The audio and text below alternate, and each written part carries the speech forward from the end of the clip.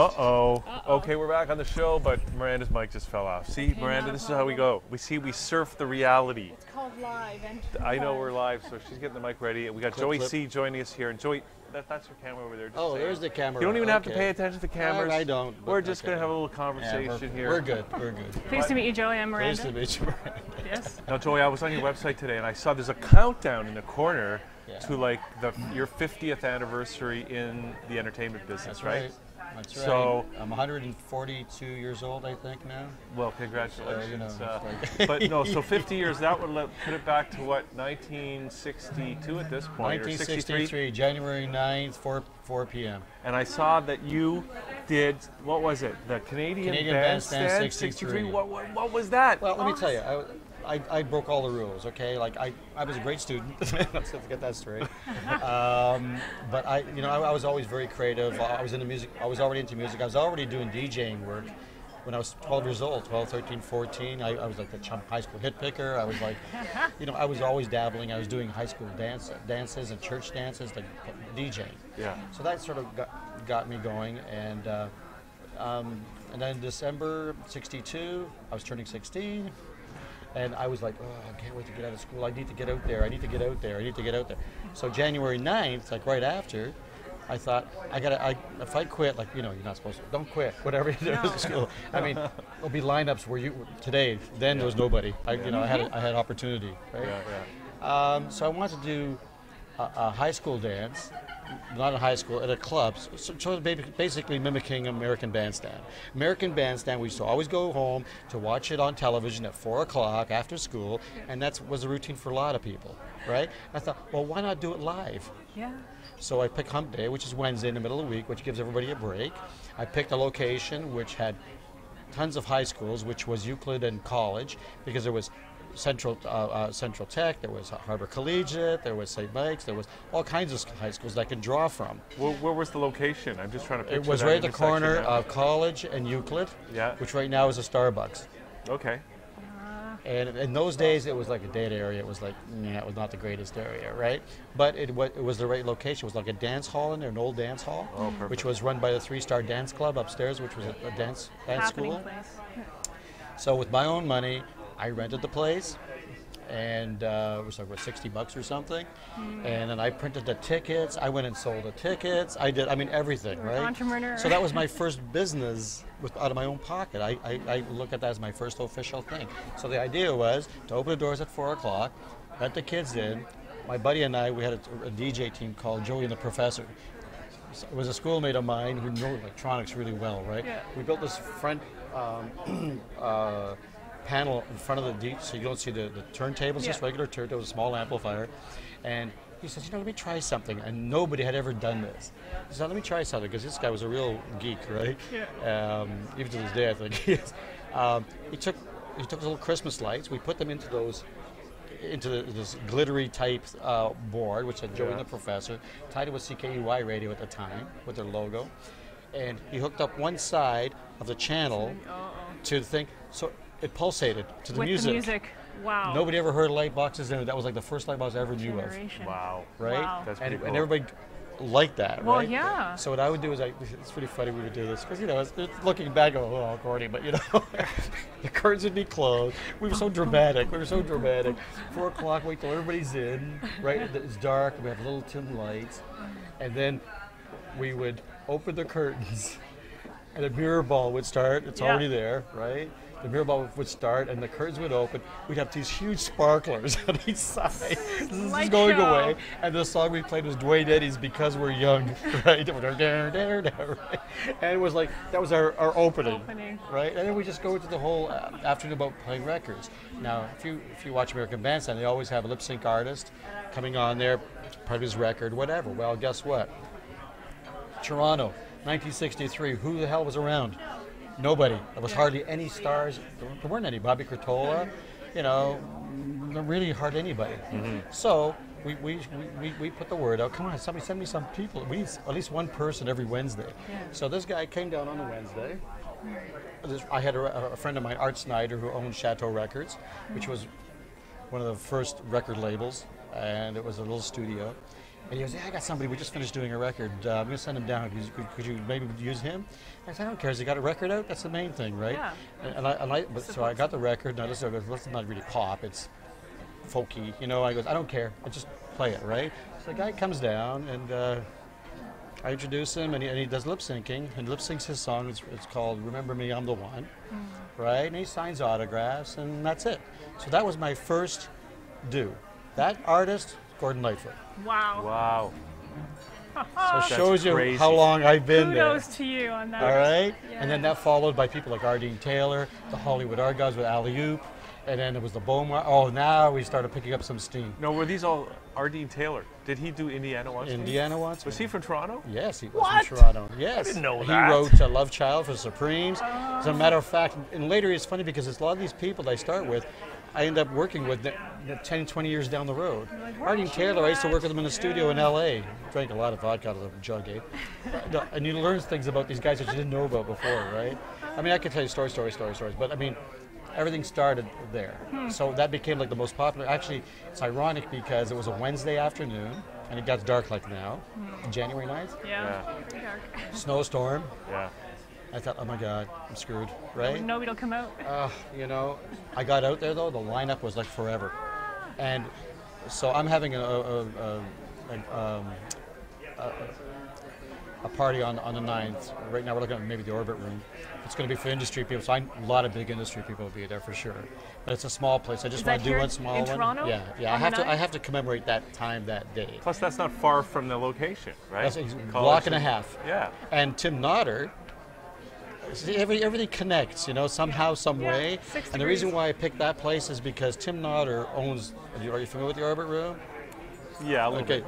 it's an upstairs thing. It's a big hangout for like a lot of musicians and like the Dexters and all those guys. And well, the weird part is that they've been very successful for years and years, right?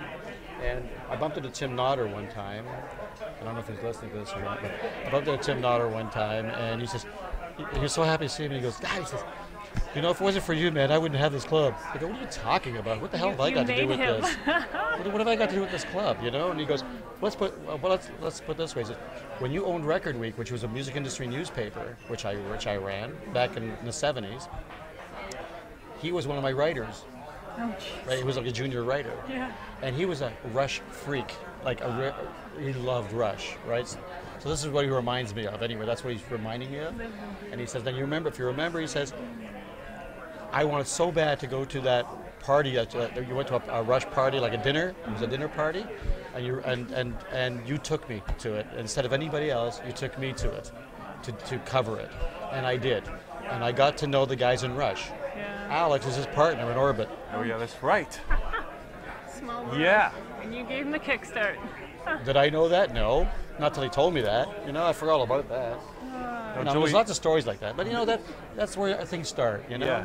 you That's need a that great launching story. Yeah. Yeah. You know. Now, so 50 years in the business, and unfortunately it's starting to fill up here, and we don't have too much It's more okay, time to whatever. talk, but Time crunch. 50 years in the business, and you got a party coming up, but what are you working on these days? I'm still the associate producer of the Beaches Jazz Festival. We're going into our 25th year next year. Ooh, yeah. 25 years. Kudos. All the posters you see, designs are all mine usually. What you see for the poster, the images. I still have Hot Toronto magazine, which is now in its 18th year. It's totally online now, but you can get everything you need to know from all the Southern Ontario that's going on. Now we're expanding into Los Angeles and New York and the Caribbean. So we're going to get more international. And my most recent, I guess, venture is the Toronto Chocolate Festival, which is now 7 years old. And we've slowly introduced different events. We started off with the Chocolate Ball Galas, which I just finished doing my 11th one. Oh, wow. And Everybody loves chocolate. yeah, so they say. And for the second year, we did the Toronto Chocolate Show at Roy Thompson Hall, which just finished like about a month ago. So that's a growing concern. And then we move on to new stuff in the new year. So the new year, I introduce a new network called Chocolate Affairs, which will be a whole new site, new website, very which will be dangerous. international. Oh yeah, everything you want on chocolate, worldwide, is going to be on that site. Nice. So we're going to go that extra, you know? Yeah. Okay. And then I'm resurrecting my Night Flight Records company, which I've had also. I've had Night Flight Records since the 80s.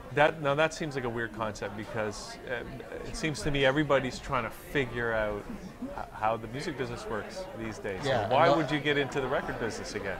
It isn't really the record business, it's the music business. Yeah, okay. It's music and entertainment. It's And those all- two have become synonymous. Yeah. In the old days, it was just music. And it was run by music people.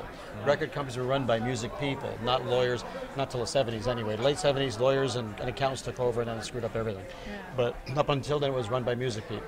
And most of those people, if they're still around, have independent labels who Are promoting put them up themselves. through the majors, Yeah, right? yeah. But I was there through all those years. Trust me, I've been through so many different eras. I mean, I went from being a music director to a recording artist to a publisher to just everything. And that's why now the Night Flight has basically reinvented itself. And my son is going to be running it. It's called Night Flight Music and Entertainment. Night Fight. Night Flight. Well, it was Night Flight Records, and I was the first guy, for example, to produce Playboy Street Rock album. Oh wow. Of all the labels in the world, they picked me to put out their album, and I was the only guy to ever produce that. Now you're bringing your son into this. Well, my son, yeah, Wonderful. so he'll run it. I'm one of his consultants. Like I've been a consultant for a long time. I call myself a musichiatrist. I coined that, and I'm the only guy who uses that worldwide. Musichiatrist. Musichiatrist. And you know, everybody in the music business, new or old, even if they're seasoned, still needs somebody to talk to regarding what the hell's going on. Yeah. You know, I see it from the outside, and I'm probably the only guy left in the business in 50 years. I'm the only guy left probably in the whole industry in Canada who has done everything pretty well in the business. Let me ask There's you, a big difference, you know. because you've done that, I just want to ask you, and you kind of mentioned, because it was one thing to drop out of school back in '63, it's another thing today. I mean, what have you seen that's different in society, in the music business, Everything. in the economy? The largest Everything. things. So what's the problem? What's causing things to change? Is there a solution Electronics. Yeah. to this? Yeah. Electronics have changed everything. I can show you an issue of Record Week I did back in 1975, and my story was that one day the whole record business will be run by electronic companies, because electronic companies know how to deliver the music. Record companies don't know how to make it, and it's exactly what's happened. And Right. what does that say for a musical artist today? Because, Music is still music. That'll never change. okay, It's the delivery the of the revenue music. game. It's a delivery of the music, the promotion. It changes the whole game, Yeah. right? The way we used to do it then is not the way we do it now. yeah. But the basics are still the same. You still need the same. A show like American Idol, that would never existed. Imagine if that existed then. Oh my God. Half the artists that are big now probably would never made it, No, they would And have they gotten wouldn't even cut. be here. Yeah. right? It would have changed that whole system. Thank Same you. with The Voice, same with all these shows. They're great shows, they're great vehicles. But what it also tells you, if you look at each one, it amazes me when they go to a city to audition, how many people are waiting to be auditioned? Thousands. I mean, upwards of 10, Wannabes. 15,000 per city. Yeah. That's 10, 15,000 people who think they are talented. Something. Now, not to take away from them, but of course half of them are garbage. But I wouldn't even say half. That's not fair. You don't know how many are. But the ones you see on TV that are garbage, that's producer picks. Yeah. It's for television, because if they didn't Yeah. have that, they wouldn't have a show. Yeah. Now, when you have, have you ever been to an audition, like for American Idol, for example? No. All right, well, all those 10,000 people line up. You will have about 10, 15 trailers that all of them are filtered into, right? The producers in those trailers are the ones that let you know whether you go on or not. Yeah. And then they end up with maybe, what, 50? A handful. Yeah. So you have to filter through them. Now, depending on who you got, this guy might have thought you were crap, but that guy on the other one Might might have like thought you. you would have been good. Yeah. So you don't know. That's a crapshoot, Not no matter judged all the way accordingly. through. So you've waited 2 days or a day, whatever. Some of you have taken off work. Some have quit their jobs Oh, yeah. to do this because they wanted it so bad. They think. And then they get ousted, Yeah. right? Then again, look at the number of people that are talented and are out there doing like dinner theater and whatever. and they but don't see the but they light of can't. day. They don't have time to go to those auditions Yeah. because they're working. They're not making a lot, but they can't. It's one or the other, and they can't give up that. So there are those people, and there are the people that never got that chance or whatever. That's what we're there for. Yeah, so you were I become mentioning it. so Yeah. I become like the Simon Cowell. I mean, I judge stuff now at different cities Good. and different events. Yeah. And so my son has judged a bunch of them too. We're called on all the time to do that. Wow. You're never going to.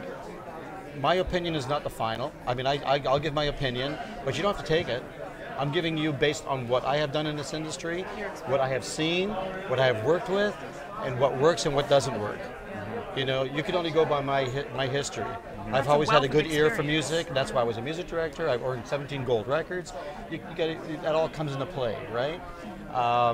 And my job is to how do I help you get from here to here without spending a lot of money and researching to death and not knowing where you're going to go. Yeah. So we set up a whole network of everything from recording studios to managers to producers to engineers to songwriters to publishers to lawyers to rehearsal studios. We have a whole network. So if we say, look, you got good potential, but I think you should maybe do this. Here are the people you go to if you wish to go to. We're not telling you have to. And that's the network. But when you go, that door is already open for you because they're part of our network. Yeah. You will save money right out of the bat just by going to them. Yeah. And it's not costing you anything for us. And that's the way it should be. That's the way it really should We're be. the agents. You shouldn't Plus, be on, I've heard lots of stories. I know people that have we all know taken their people. money and they've invested in their career and they've gotten nowhere talent. because they didn't have that wealth of experience. Well, to draw on. with my experience, for example, I've got two particular ones where I have actually produced a group, a brother-sister act, like a whole band, and got them to just about ready to release a record. The oldest kid had put in $30,000 of her own money, and all they had to put in was another $1,000 to make it fly. The father stepped in, put a stop on everything. Oh, no.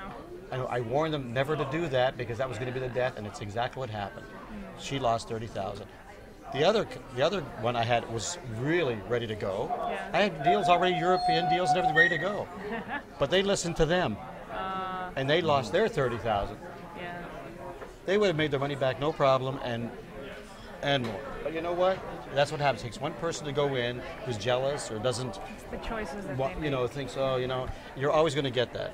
That's what happened to John Lennon with Yoko Ono. No, not really. That didn't happen. I mean, there's different stories there, but I don't think that was the case. I mean, I think it was more of a myth. Listen, Joey, this is great. We're just about out of time here. Okay. It's getting loud in here, but I just want to say thanks for coming on the show. That was great. Just, And was a good pleasure. have a luck Coke with you. with the 50th anniversary, and I just wish Thank you all the you. best. If somebody wants to get in touch, follow up with you, or maybe follow up with the record They the can music company. email me at joeyc@rogers.com, joeycee@rogers.com, or go to my website, joeyc.com. Okay. Everything is on there, what we do. Okay. Right. The whole Okay, history. Joey. So Joey with a Y, C.